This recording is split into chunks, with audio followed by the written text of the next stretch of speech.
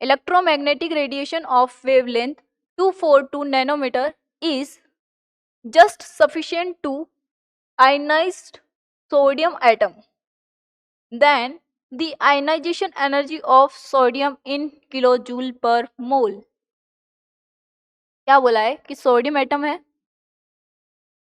उससे एक इलेक्ट्रॉन निकालने की जो एनर्जी है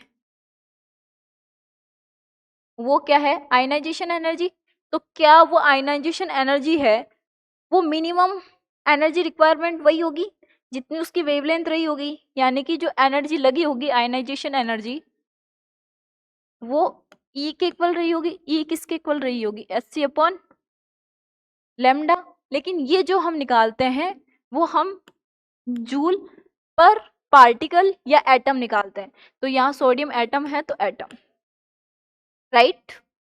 अब हमें निकालनी किसमें, किलो जूल पर मोल। तो पहले हम पर एटम के लिए निकालते हैं। तो एनर्जी जो होगी वो क्या होगी, E goes to Hc 6.6 into 10⁻⁻34 into 3 into 10⁻8 divided by lambda. Lambda क्या है 242 नैनोमीटर, यानी कि 242 नैनोमीटर को 10⁻⁹। अब ये जो एनर्जी आई वो किस में आएगी, जूल पर एटम में आएगी, राइट। इसको सॉल्व करो, कितना आएगा, इसको 3 से कट आउट करो, 3 8 जा 24, यानी कि अप्रोक्सीमेशन 81 या 80 ले लो 80। अब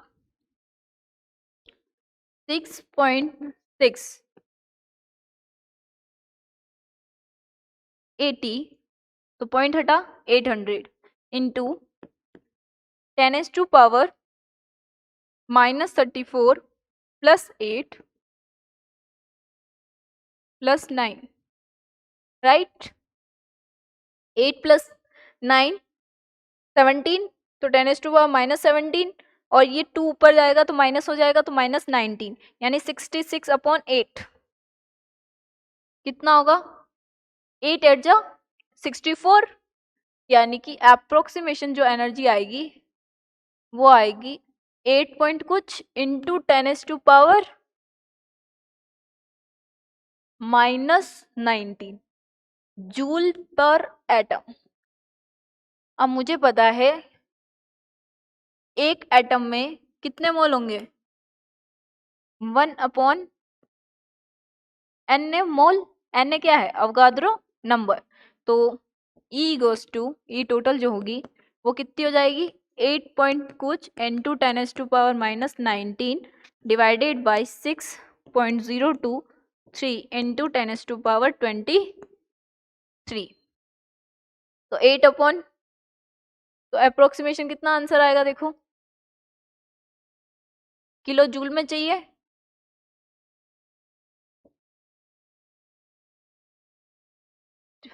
सिक्स।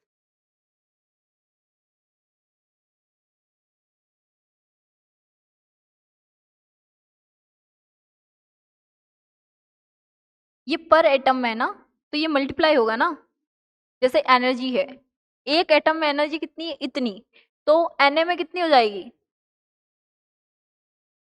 एक एटम में इतने मोल होते हैं, राइट।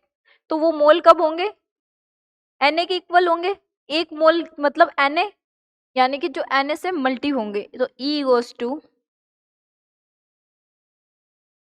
8 पॉइंट कुछ आया इंटू 10⁻⁻19 इंटू 6.023 इंटू 10⁻23, राइट।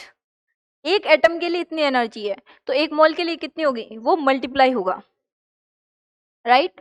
तो ये वाला हो जाएगा 8 6 42 48, यानी कि 48 के अप्रोक्स आंसर आया होगा इंटू 10⁻⁻ कितनी, -19 प्लस 23 10⁻⁴, और ये क्या है, जूल में है। हमें क्या, और पर मोल में, राइट।